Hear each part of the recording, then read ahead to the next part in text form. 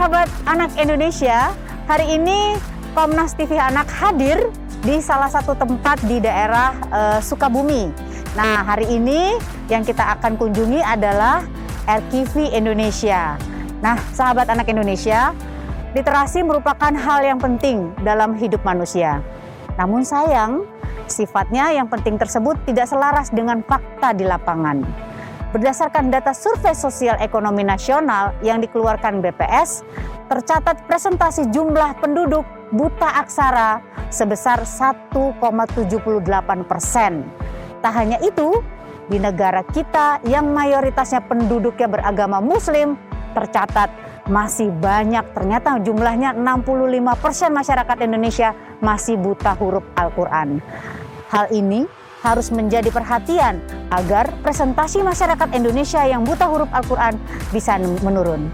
Nah, kita hari ini akan mengunjungi mendatangi sosok yang membuat inspiratif untuk sahabat anak Indonesia semua. Ya, yuk sahabat anak Indonesia, sekarang Komnas Anak akan ada kegiatan sehari bersama Rumah Quran Violet.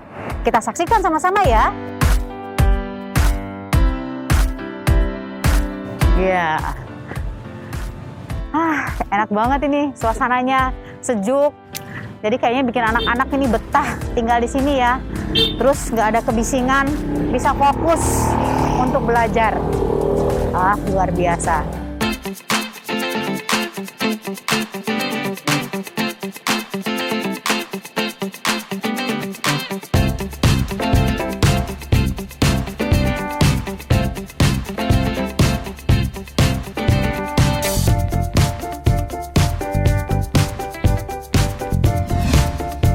Sahabat anak Indonesia, hari ini kita bersama Komnas Anak dalam acara Satu Hari Bersama Rumah Quran.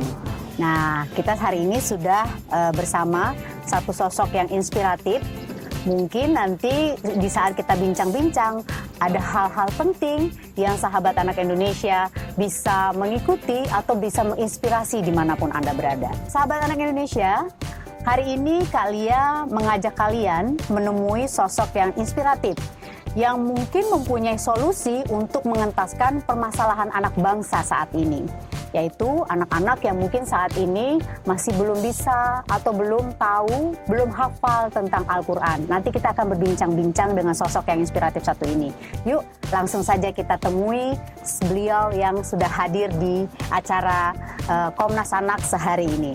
Assalamualaikum, apa kabar Abi? Waalaikumsalam, kabar baik, alhamdulillah. Alhamdulillah. Nah, sahabat anak Indonesia, hari ini sosok inspiratif kita adalah seorang ayah, seorang guru yang akan memberikan inspirasi, memberikan informasi kepada kita semua bagaimana sih supaya anak-anak Indonesia nanti ke depannya bisa menghafal, bukan hanya menghafal Al-Quran, bukan hanya memahami Al-Quran, tapi bagaimana bisa mengimplementasikan Al-Quran dalam kehidupan sehari-hari. Begitu ya anak Indonesia. Nah, silakan Abi memperkenalkan diri. Ya, terima kasih. Nama saya Azmi Fajri Usman. Saya berasal dari Aceh dan sekarang saya mendirikan sebuah yayasan yang bergerak membantu para anak-anak Indonesia untuk memiliki karakter. Nah, karakter hati dan karakter aksi. Ya, karakter hati itu dia akan diajarkan tentang ikhlas, sabar, jujur, dan syukur. Nah, jadi dia punya nilai-nilai karakter hati. Kemudian kalau dia belajar aksi, kita pengen anak-anak Indonesia itu jadi pemberani, kemudian sehat, kemudian dia kaya iman, kaya ilmu, kemudian juga dia kaya hati dan harta. Dan tentunya yang terakhir kita pengen anak Indonesia itu bisa memiliki kebahagiaan. Jadi berani, sehat, kaya, bahagia. berani sehat kayak wah itu luar biasa ya sahabat Indonesia. Nah Abi, sebelum kita berbicara lebih jauh lagi, ini tadi saya dengar-dengar ini, jadi Abi itu bukan panggilan untuk ayah gitu ya atau bapak gitu, tapi ada kepanjangannya. Apa itu Abi kepanjangannya? Iya, saya sering dipanggil sebagai ayah baru Indonesia. Jadi ayah baru Indonesia artinya saya ini ayah alternatif ya. Karena memang di yayasan kita itu anak-anak di sini itu adalah anak-anak yang memang dia butuh kasih sayang. Dan memang hasil penelitian kita selama 7 tahun mengelola yang kayak beginian ya, boarding gini, masalah utama anak Indonesia itu pada kasih sayang. Nah ternyata kasih sayang itu sumbernya adanya di rumah. Dan sekarang sudah banyak sekali anak-anak yang merasa kehilangan figur, gitu ya, figur baik figur ayah, baik figur ibu, gitu ya. Nah, oke, baik Abi. Nah, nih sebelum kita lanjut lagi, sahabat Anak Indonesia, nah hari ini kita akan mendengarkan cerita nih dari Abi. Abi boleh nggak cerita rumah Quran Tahfiz ini apa sih yang yang membedakan dengan rumah tahfiz yang lainnya? Oh ya, gitu. Ini bagus sekali ya pertanyaan ini. Memang kami ini bergerak pada Quran karakter. Jadi kita tidak hanya membuat seorang anak ngafal Quran, bisa baca Quran, bisa ngafal Quran, tapi yang utama adalah pembentukan karakter. Kalau bahasa agamanya akhlak. Jadi Quran karakter. Karena menurut pendapat saya, apabila seorang anak sudah memiliki karakter, maka dia sudah mengimplementasi nilai-nilai Al-Quran. Berarti bukan hanya sekedar menghafal. Menghafal itu tidak sulit, tapi membentuk karakter itu butuh proses. Nah, yang diinginkan Al-Quran, bahwa Al-Quran bisa membentuk karakter manusia. Karena Rasulullah juga diturunkan untuk memperbaiki akhlak kepada umat manusia semuanya. Nah, makanya karena karakter ini banyak, kita konsen pada 2 saja. Karakter hati dan karakter aksi. Jadi kan dalam dunia seorang anak itu kan ada 3 hal ya. Mind, soul, and body. Pikiran, jiwa, dan fisik. Nah, kami mengembangkan yang pertama adalah pikirannya, jadi mind setting. Kita men-setting ulang pikiran anak bahwa kamu nggak bandel, bahwa kamu itu nggak jahat. Oke, ini berbalikan ya. Jadi kita buka dulu. Tapi kamu bisa berubah, asal kamu mau. Nah, kita fasilitasi itu. Berarti semua yang positif-positif dikasih dulu ke anak-anak. Dari Al-Quran. Karena Al-Quran mengatakan wa nunazzilu minal Qur'an huwa syifa. Dan tidaklah diturunkan Al-Quran kecuali jadi obat gitu loh. Obat hati, obat pikiran, obat jiwa, dan obat yang lainnya. Baik Abi, lalu nih pertanyaannya, apa sih yang membedakan tadi pesantren Tahfiz ini dengan pesantren yang lain gitu ya. Terus kemudian kan tadi menarik nih buat saya, anak-anak yang di sini bukan hanya dituntut hanya menghafal gitu. Nah, terus bagaimana caranya anak-anak ini bukan hanya menghafal tapi dia bisa mengimplementasikan di dalam kehidupan sehari-hari? Bagaimana latihannya di sini? Jadi kita metodenya itu bukan metode ceramah, tapi lebih metode coaching. Orang dilatih. Ketika Quran bicara tentang bahwa kamu tidak akan bisa dirubah nasib kamu ke suatu kaum kecuali oleh dirimu sendiri. Itu gimana caranya? Nah, kita makanya menggunakan konsep how to understanding. Jadi Quran itu ada 4 Bu Lia. Yang pertama itu how to read. Banyak orang mengerti cara baca, bagaimana cara baca. Kemudian ada lagi how to learning.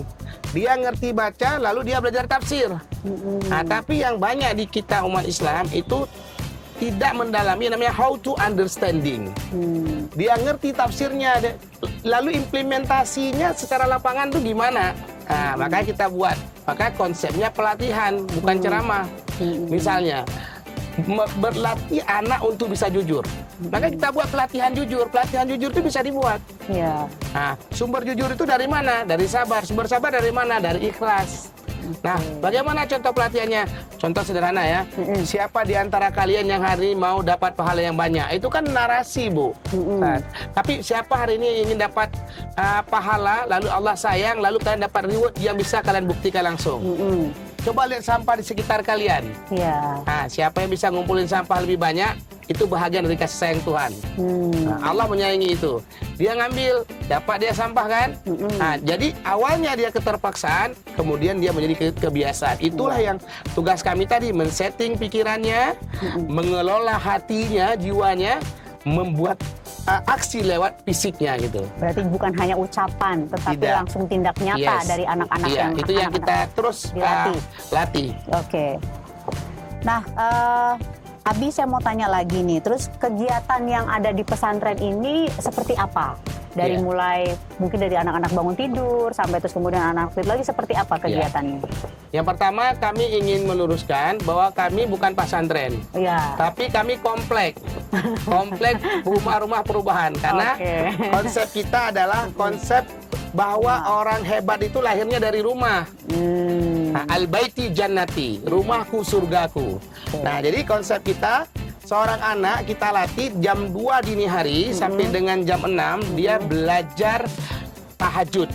Nah, tahajud, witir, kemudian dia tilawah, kemudian dia melakukan namanya ziyadah. Ziyadah itu menambah hafalan. Jadi jam 2 dini hari sampai jam 6. Jam 6 sampai dengan jam 8 itu dia mengikuti kegiatan yang namanya sehat, olahraga, zumba. Karena lagi trennya zumba, ya kita suruh dia zumba, lari-lari. Pokoknya senam yang dia suka. Boleh itu ya? Nah, boleh. Karena bagi kami dia biar sehat. Nah, jam 8 dia baru ziyadah lagi. Nah, kemudian dia ziyadah lagi dan sorenya dia melakukan murajaah. Murajaah itu mengulang hafalan yang udah dihafal.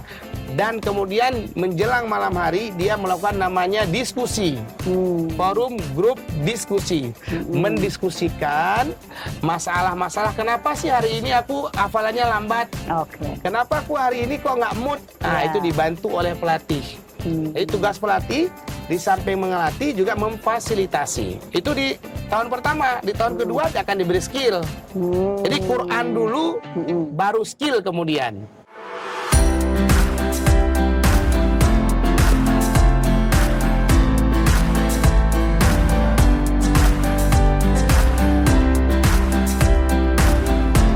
Sahabat Anak Indonesia, hari ini kita akan berbincang lagi dengan salah satu pelatih yang ada di Rumah Quran Violet.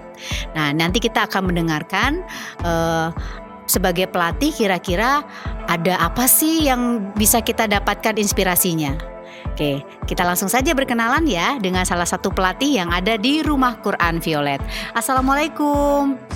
Oke, saya manggilnya kakak, ustadz atau apa nih kak? Enaknya pelatih ya? Oh, pelatih ya, oke. Kak, boleh dong pelatih boleh perkenalkan namanya, terus kemudian di sini sudah berapa lama bertugas? Boleh ya kak ya? Boleh. Perkenalkan dari Komnas TV, nama saya Irwan Syahputra SE, asalnya dari Langkat, Sumatera Utara. Saya udah 2 tahun lebih ya, hampir 3 tahun di RQV Indonesia. Sudah hampir 2 tahun ya kak ya? Hampir 3 tahun ya? Oke, nah kan sebagai pelatih nih pasti ada suka dukanya nih Kak Irwan. Pelatih Irwan ya, bilangnya pelatih Irwan ya. Kira-kira suka dukanya apa saja pelatih yang dialamin selama menghadapi anak-anak yang sekarang ini di sini kan tadi dibilangnya bukan sekolah ya, rumah untuk mereka ya. Kira-kira masalah atau kendala-kendala apa sih yang dihadapi pelatih yang ada di sini? Jadi berbicara tentang suka duka sangat banyak sekali ya, terutama ketika kita itu melatih dengan anak dengan berbagai macam karakter dan latar belakang gitu. Karena anak-anak di RQV Indonesia ini tidak hanya berasal dari satu latar belakang, tapi bermacam-macam. Ada yang orangnya dari anak yatim piatu, kemudian ada yang duafa, bahkan ada yang korban konflik, bahkan juga ada yang dia tidak memiliki keluarga gitu, nggak tahu keluarganya siapa gitu. Tentu saja bagi saya ini adalah sebuah bagi kita semua khususnya ini adalah sebuah kebahagiaan ketika kita bisa mengakomodir seluruh mimpi-mimpi mereka yang awalnya itu mereka itu kehilangan arah. Sukanya itu adalah ketika kita itu bisa melihat dan mengamati setiap fase pertumbuhannya. Karena kalau kita lihat setiap anak di sini itu kita tumbuhkan dengan 2 karakter. Yang pertama itu adalah karakter aksi, yaitu berani, sehat, kaya, dan bahagia. Dan yang kedua itu adalah karakter hati, ikhlas, jujur, sabar, dan syukur. Setiap fase ketika mereka bertumbuh mendapatkan karakter hati dan karakter aksi itu adalah sebuah kebahagiaan bagi kita. Kita melihat mereka bertumbuh, mereka mulai belajar tentang bagaimana sabar, bagaimana ikhlas, bagaimana jujur, bagaimana syukur. Itu adalah sebuah kebahagiaan bagi kita semua. Dan bagaimana mereka berani, terutama ini anak-anak daerah, anak-anak yang sebelumnya itu tidak tahu bagaimana cara mengungkapkan perasaan, bagaimana cara merdeka dalam berpikir. Nah, di sini mereka itu kita ajarkan, kita latih untuk berani. Terutama itu adalah berani mengungkapkan perasaan, berani untuk berpikir, berani untuk bermimpi, dan merdeka untuk menyampaikan semua apa yang ia rasakan. Kemudian sehat. Sehat ini adalah fase penting karena biasanya penghafal Quran itu cenderung tidak memikirkan bagaimana mengatur pola kesehatannya. Makanya anak-anak di sini itu ceria-ceria, kemudian mereka bugar karena kita melatih mereka untuk berbicara dan beraksi dengan kesehatan. Mereka senam, mereka olahraga, mereka jogging, kemudian berani, sehat, kaya. Nah, ini penting sekali. Ini mindset yang harus kita tanamkan dari anak-anak Indonesia dari kecil. Bahkan dari kecil kita harus tanamkan bagaimana ia memiliki mindset kaya. Kaya apa? Kaya ilmu. Mereka terus-menerus menggali ilmu, bersemangat mencari pengetahuan baru. Mereka terus-menerus ingin tahu. Yang kedua, kaya hati.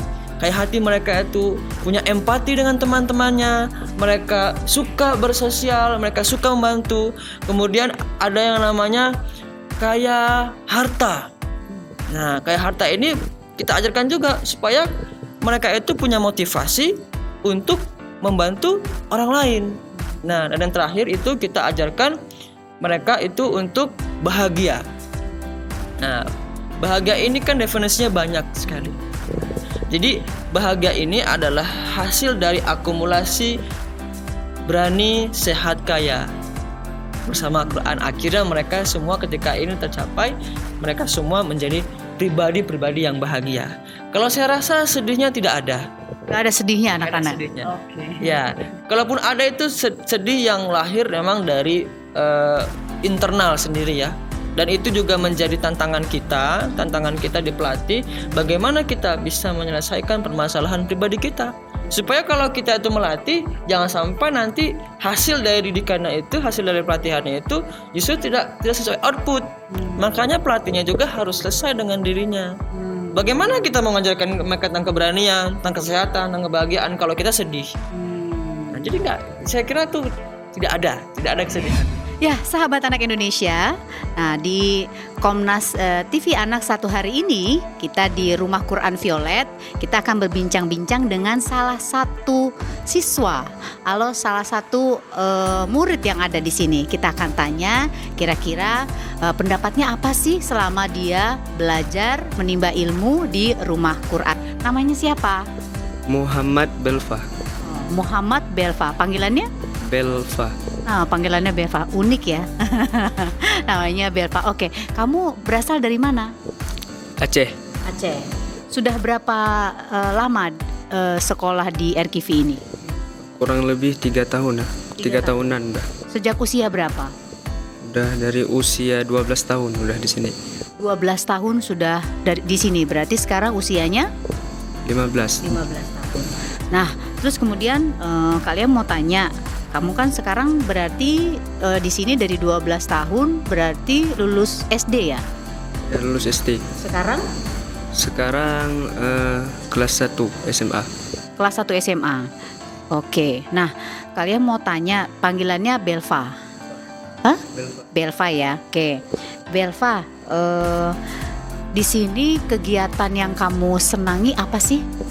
Kegiatan yang saya senangi. Kalau di RKV ini yang paling saya senangi yaitu Jauhlah Quran. Apa? Jauhlah Quran. Apa itu? Jauhlah Quran itu misalnya peserta di sini udah digembleng. Jadi peserta ini disiapkan untuk mengajar ke daerah-daerah. Jadi Kamu udah pernah ngajar ke daerah? Udah. Daerah mana aja?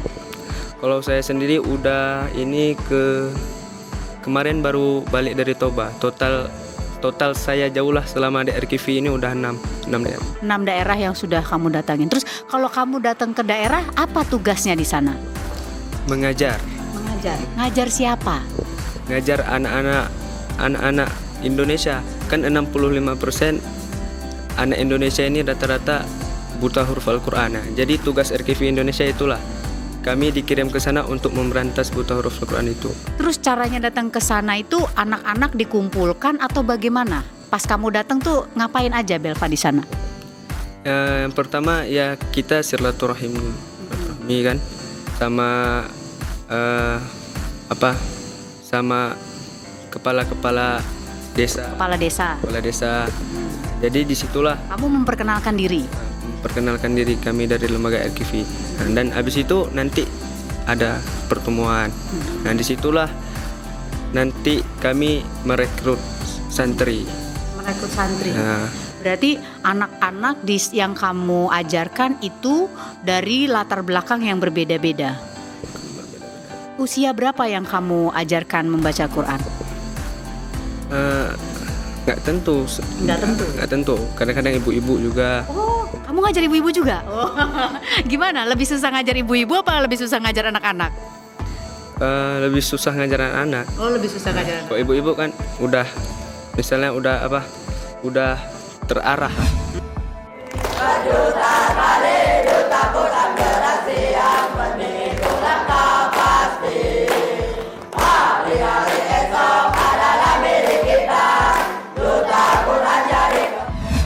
Baik, sahabat anak Indonesia, sekian dulu Komnas Anak Sehari hari ini bersama Abi Azmi dari RKV. Jangan lupa dukung terus Komnas TV Anak dengan cara like, komen, subscribe, dan share ya. Nantikan Komnas Anak Sehari bersama tokoh inspiratif yang lain. Salam anak Indonesia, Anak terlindungi, Indonesia maju.